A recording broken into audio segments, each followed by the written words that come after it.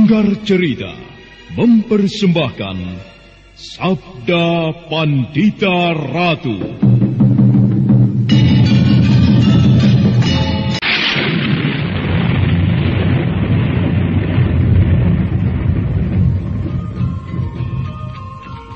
Sabda Pandita Ratu, naskah ditulis oleh Pondra Swasti Langit, diolah oleh Agus Nur Ismail, didukung oleh artis-artis terkemuka Ferry Fadli, Eli Ermawati, M. Abud, Ivona Rose, dan lain-lain.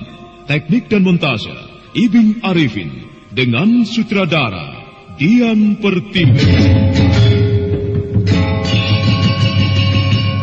Sabda Pandita Ratu kali ini mengetengahkan episode ke-8 dengan judul Sang Rajasa Triwikrama.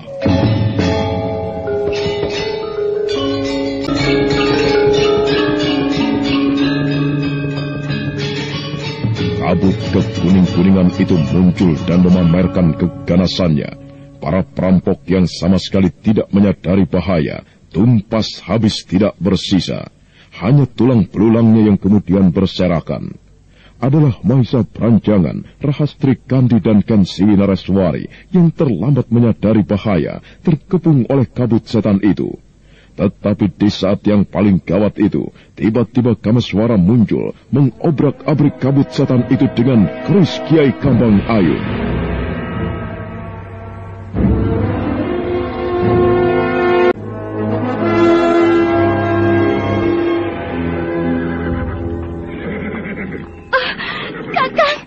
Kau telah menyelamatkan kami. Kau tidak apa-apa, Rahastri Kandi.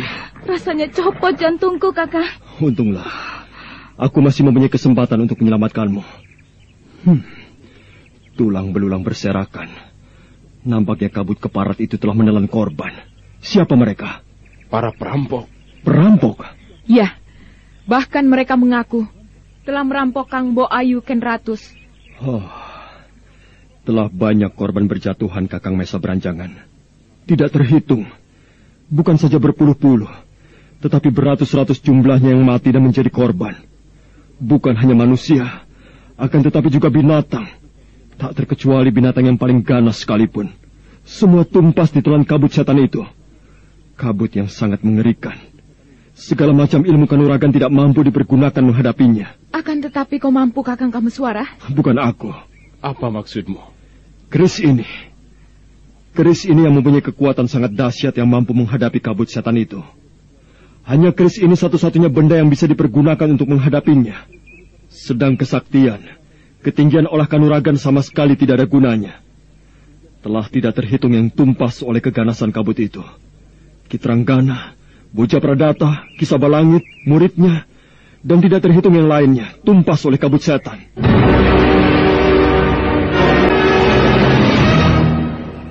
Apa? Boja Pradata? Iya. Ki Boja Pradata dan adiknya yang telah membunuh Paman Haryo Panumping ternyata mengalami nasib yang mengerikan. Mati disergap kabut setan. Jadi, Pesanggaran bagaimana? Kita tidak perlu merebutnya. Pesanggaran sekarang kosong. Demikian juga dengan Pawasambu. Kosong. Semua mengungsi. Dan keberadaanku di sini adalah dalam usahaku untuk melacak mereka. Tapi siapa mengira di sini aku justru bertemu dengan Kakang Mahisa Branjangan. Benarkah kata-katamu itu? Orang sakti macam Kisabalangit juga mati? Iya, Kisabalangit juga mati.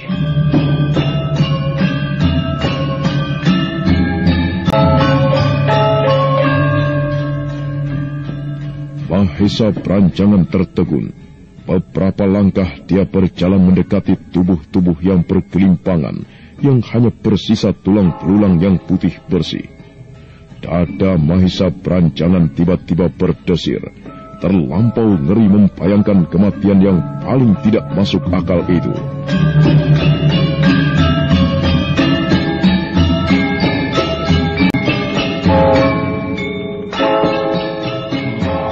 Bukan main.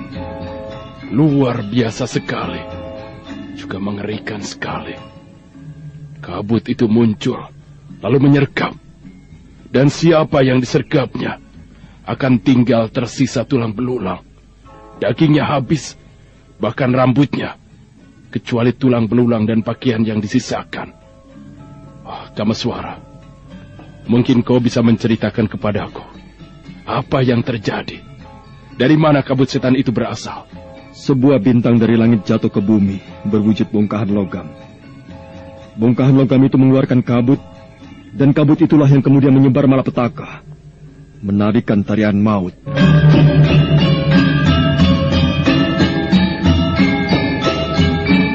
Dengan jelas, Kameswara kemudian menceritakan apa yang telah terjadi. Mahesa Pranjangan, Ken Siwi Naraswari, dan Rahastri Kandi mendengarkan cerita itu dengan jantung yang seolah berhenti berdegup. Semuanya mendengarkan cerita itu dengan hati tegang.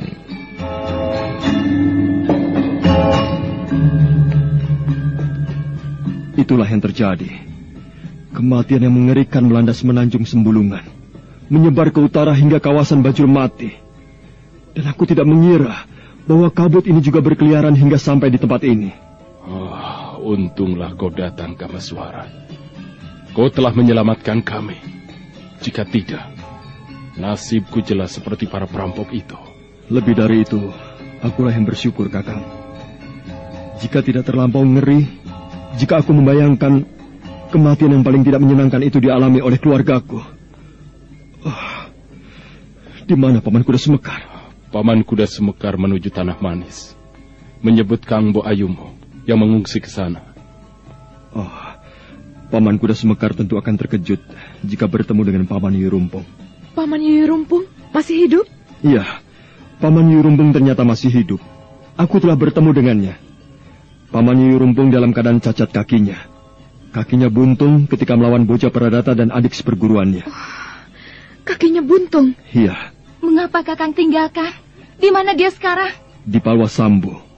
Kalau kabut itu muncul di sana, bagaimana? Ada sebuah cara yang bisa dipergunakan untuk menghadapi kabut itu, yaitu menyelam di dalam air. Kabut itu tidak akan mampu berbuat apa-apa lagi.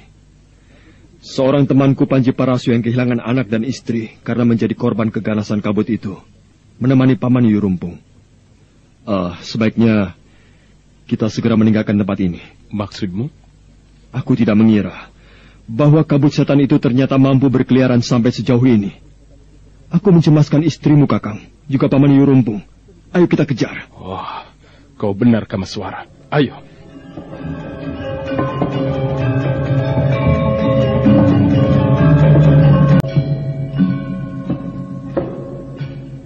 Maka demikianlah, Kameswara yang bergabung satu kuda dengan Ken Siwi Naraswari segera memacu kudanya, diikuti oleh Rahastri Kandi yang berkuda di tengah dan Mahesa Pranjangan di belakang.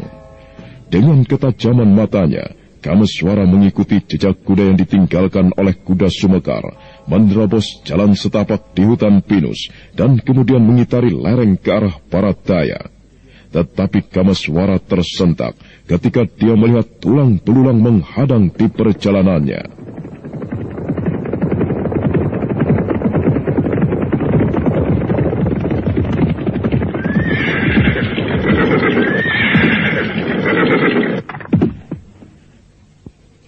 Paman? Paman Kuda Semekar? Paman Kuda Semekarkah itu? Pakaiannya sepertinya... Paman? Paman Kuda Semekar? Eyang Kuda Semekar. Paman. Ayah.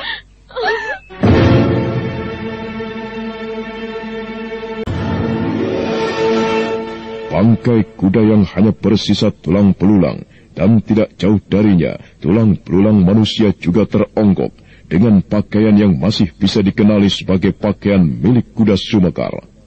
Tiba-tiba Mahesa Pranjangan merasakan ada sesuatu yang menyumbat dan menyesakkan dadanya, dan seolah sulit untuk bernapas. Rahastri Kandi dan Ken Siwi Naraswari tidak mampu menguasai diri lagi. Tangis kedua gadis itu meledak, menggetarkan lereng pegunungan. Dan Mahesa Pranjangan merasakan pelupuk matanya basah. Kameswara yang jantungnya serasa berhenti berdetak, Di pelupuk matanya pun terbayang wajah kuda Sumekar yang pernah menyusulnya hingga sampai di Panawijen. Namun sekarang dia telah tiada. Kameswara merasa sedih sekali. Dia berjalan menjauh. Tatapan matanya kemudian menerawang ke arah lembah, juga ke sekitarnya. Tetapi kabut setan itu tidak menampakkan diri.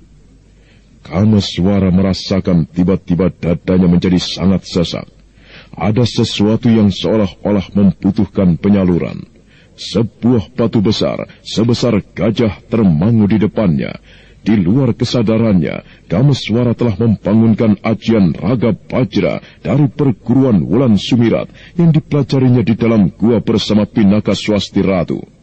Ajian itu telah terkepal di dalam genggaman tangannya, dan tiba-tiba Kameswara berteriak. Dia meloncat, menghajar bongkahan batu sebesar gajah itu.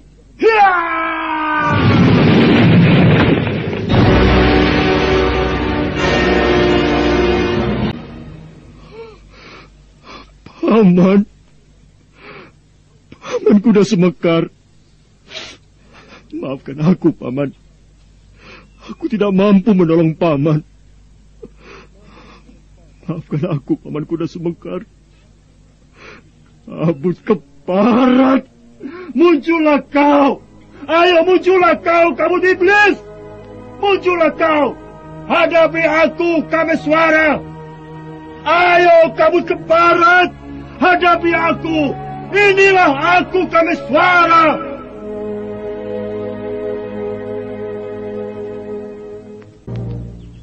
Beberapa saat waktu pun berlalu.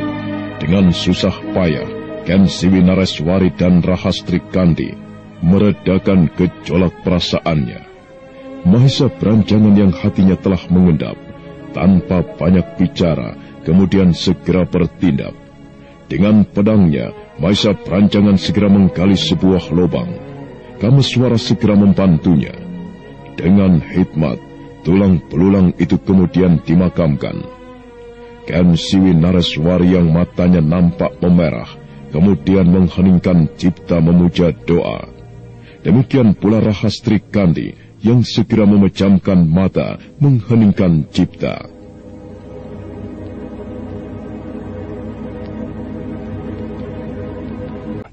Yang menemukan ajalnya dengan cara yang tentu tidak diharapkan.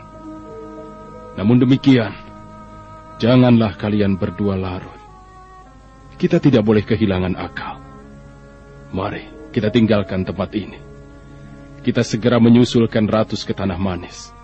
Nampaknya perkampungan yang berada di sana itu. Ayo.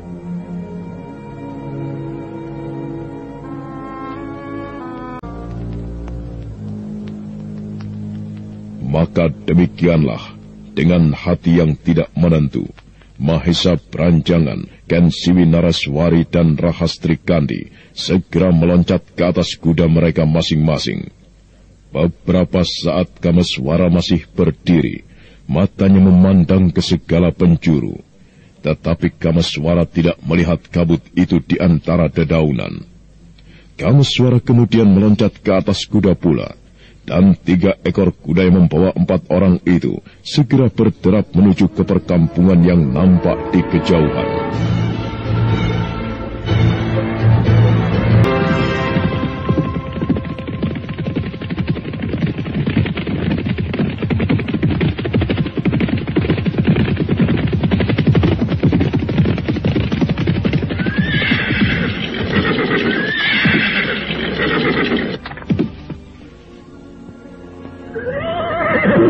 Suara.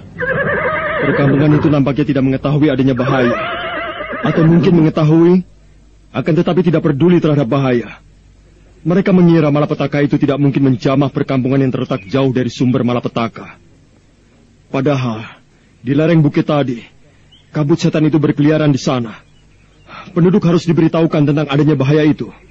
Oh, kasihan.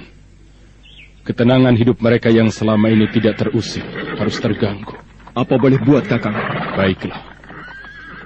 Ayo kita temui orang yang menyabit rumput itu. Kita tanyakan kepadanya, di mana Ki Pandai Besi Waruju itu membawa istriku. Mereka tentu mengenal seorang laki-laki bernama Ki Iswara. Perkampungan itu nampaknya belum terjamah. Kekhawatiran Kakang atas keselamatan Kang Bo Ken Ratus tidak perlu berlebihan. Kabut setan itu belum menjamah tempat ini. Aku akan tetap gelisah kalau belum bertemu dengan ibu, Kakang. Oh, ayo, kita mencari keterangan.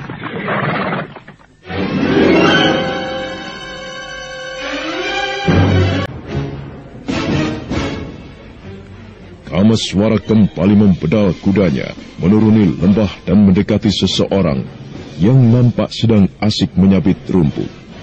Orang itu terkejut ketika melihat serombongan orang berkuda datang mendekatinya. Namun dari jauh Kameswara melampaikan tangan agar orang itu tidak menjadi ketakutan karenanya. Mahisa Beranjangan kemudian membedal kudanya, diikuti oleh Kameswara yang menunggang satu kuda dengan Ken Siwi. Sedangkan di sebelahnya, Rahastri Kandi menyejajarinya. Seorang pencari rumput terkejut ketika rombongan berkuda itu mendekatinya.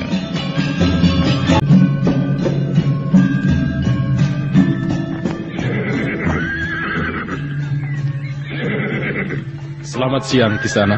Selamat siang. Jangan takut. Kami tidak bermaksud buruk. Kami hanya ingin mendapat keterangan. Kami sedang mencari sebuah perkampungan yang bernama Tanah Manis. Benarkah perkampungan yang di depan itu bernama Tanah Manis? Benar. Terima kasih. Terima kasih. Apakah Kisanak mengenal seseorang yang bernama Ki Iswara? Ki Iswara? Ada keperluan apa kau mencari Ki Iswara? Ya, kami memang belum mengenalnya. Akan tetapi kami mengetahui bahwa istriku saat ini mengungsi ke rumahnya. Oh, jadi perempuan itu istrimu? Benar. Oh, jadi benar istriku berada di sini. Itu, rumah yang di sebelah sana. Yang menyendiri itulah rumah Ki Iswara. Oh, terima kasih Kisanak. Kisanak, mengapa desa ini kelihatannya tenang tentram? Apakah kau tidak mengetahui kalau sebenarnya ada bahaya yang tengah mengintai? Orang-orang yang pergi mengungsi karena malapetaka? Kami mengetahuinya, Kisanak. Pengungsi-pengungsi itu bahkan sebagian mengungsi di desa kami. Oh, demikiankah? Iya.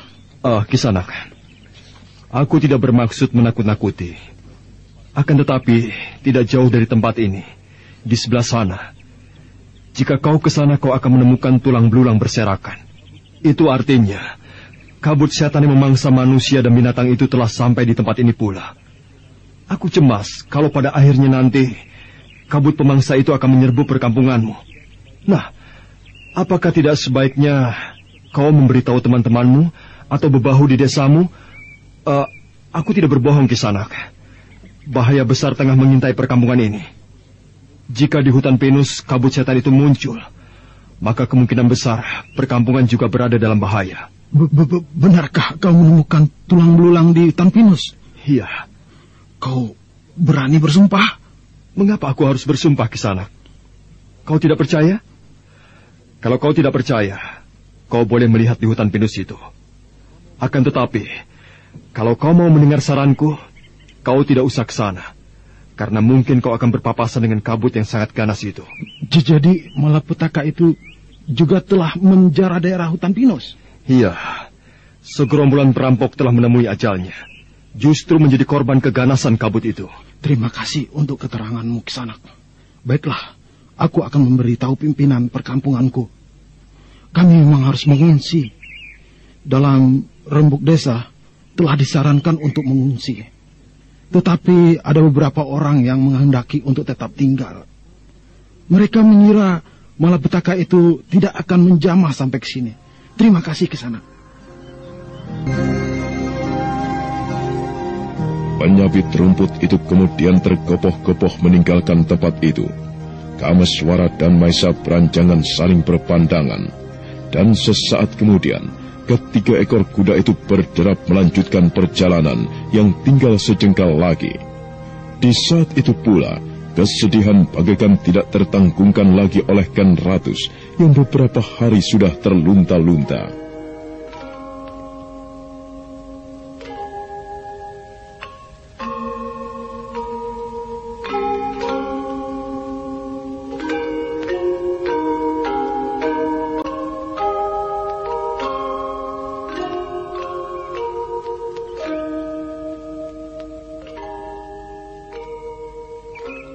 Sudahlah, Nyai. Jangan terlampau bersedih hati. Cobalah kau tenangkan hati dan perasaanmu. Jangan kau biarkan berlarut-larut. Kau sekarang berada di tempat yang akan memberikan perlindungan kepadamu. Kau berada di tempat yang aman, Nyai. Bagaimana aku bisa tenang, Kiai?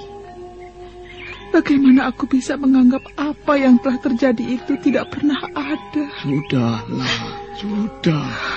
Cepat atau lambat, yakinilah, kau pasti akan dijemput oleh suamimu. Tenangkan hatimu, Nyai.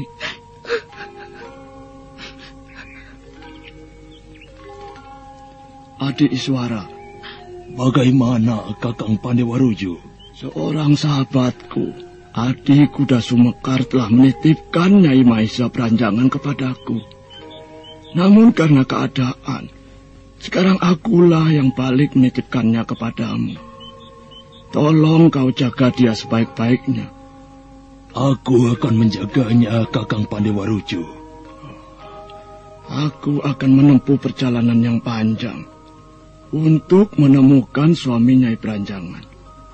Paling tidak, aku harus menemukan Adi Sumekar yang tentu akan kebingungan jika kembali. Menemukan rumahku telah kosong. Berapa lamakah kau akan pergi, Kakang Pandewaruju? Entahlah, aku tidak bisa mengira-ngira. Mungkin dalam 1-2 hari. Mungkin pula sepekan atau bahkan sebulan.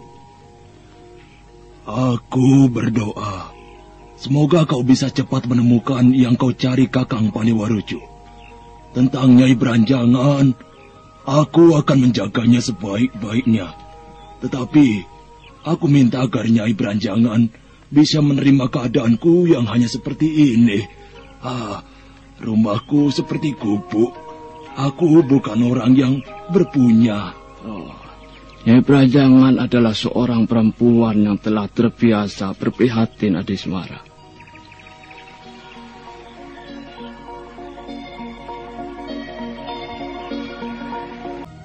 Tiba-tiba malapetaka itu datang. Ki Poja Pradata dan saudara seperguruannya datang mengumbar amuk, mengobrak-abrik perguruan Pesanggaran dan Palwasambu, yang menyebabkan dia harus mengungsi. Dan masih didera lagi oleh bencana yang sulit dimengerti, serta perampok-perampok yang menghadangnya. Dan kini dia berada di tempat yang masih asing. Entah sampai kapan Ken Ratus harus menanti tanpa kepastian. Air mata Nyai Ken Ratus kembali berlinang memikirkan nasibnya.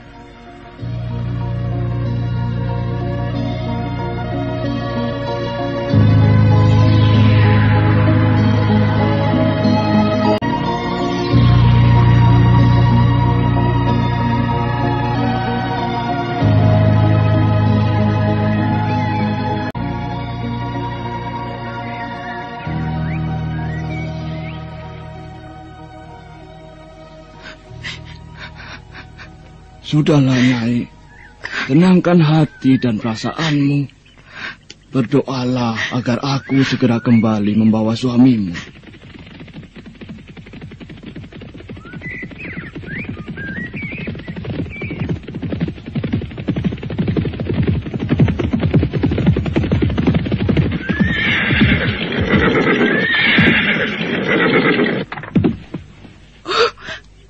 Itu suamiku.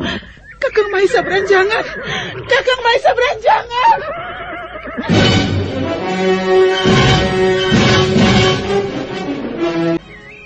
Kakang. Tenanglah. Aku telah kembali. Lihatlah. Aku telah berhasil membawa anakmu pulang. Lastri, anakku. Maafkan aku, Ibu.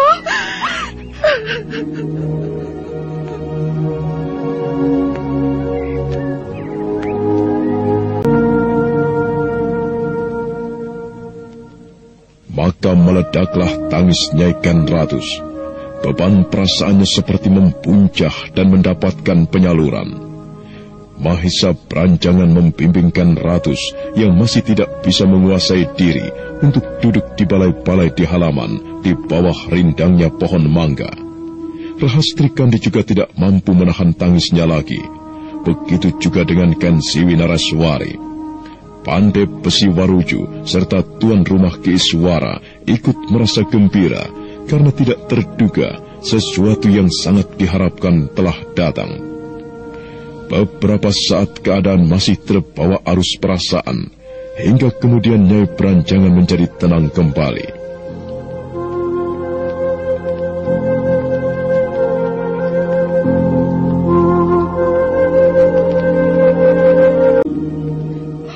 Rahasti Kandi. Aku, Ibu. Kau jangan pergi lagi. Tidak, Ibu. Aku tidak akan pergi lagi. Anak Mas Mahesa Branjangan. Oh, betapa aku merasa bahagia sekali. Bagaimana, Paman? Oh ya, Paman. Aku mengucapkan terima kasih yang tiada terkira. Paman telah melindungi istriku. Ya. Kewajiban sesama manusia untuk saling tolong-menolong, anak Mas. Tetapi aku tidak melihat adik kuda Sumekar. Di mana dia? Mendadak rona wajah Mahesa Branjangan berubah. Pertanyaan Ki Waruju itu kembali membuat dadanya berdesir. Demikian pula dengan Ken Siwi dan Rahastri Kandi yang serentak menghela napas panjang. Maafkan aku, Paman Pandai Besi Waruju. Aku harus menyampaikan berita yang menyedihkan. Paman Kuda Sumekar telah tewas.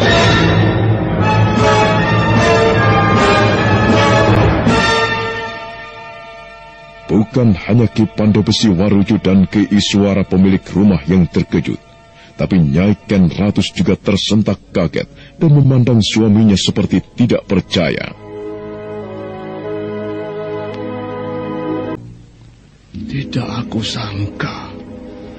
Tidak kukira jika adik kuda Sumekar malah mendahului menghadap Hyang Batara Agung. Adik kuda Sumekar. Seperti baru kemarin. Mengapa, anak Mas? Apakah karena racun dari lukanya? Bukan, Paman. Paman Kuda Sumekar telah sembuh. Sebenarnya, pagi tadi masih bersama-sama kami. Maka demikianlah, Mahesa Branjangan menceritakan apa yang telah terjadi dan memberikan gambaran bahwa desa Tanah Manis di timur Sempolan itu juga berada dalam bahaya. Mahesa Branjangan menyarankan kepada Ki Iswara untuk memberitahu penduduk desa itu untuk mengungsi. Saran tersebut dapat diterima oleh penduduk setempat, dan mereka pun kemudian berbondong-bondong pergi mengungsi. Ketika matahari rendah di langit barat, di tepi sebuah sungai kecil, Kameswara berbicara berdua dengan Mahesa Branjangan. Oh, Kakang Mahesa Branjangan. Aku merasa gembira telah mendapatkan kepastian nasib Kakang Mahesa Branjangan dan keluarga. Ya. Bolehkah aku mengetahui apa rencana Kakang? Tentu saja kembali ke Palwasambu. Tidak ada gunanya, Kakang. Jika Kakang kembali ke sana, maka bahaya itu akan mengintip dan mencari kesempatan untuk menyergap Kakang. Tidak ada kemampuan yang bisa dipergunakan untuk menghadapi kabut itu. Kisah Balangit yang sakti Mandraguna pun tewas.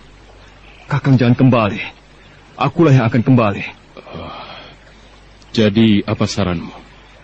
Kakang Mahesa Branjangan bersama yang lain, juga Ken Siwi, untuk sementara jangan kembali dulu ke Palwasambu. Sampai diyakini kabut setan itu telah tumpas dan bongkahan logam dari langit itu bisa dikuasai. Dan aku mempunyai perkiraan hingga bulan purnama yang akan datang. Purnama mendatang? Iya, sahabatku Ken Arok mengatakan demikian.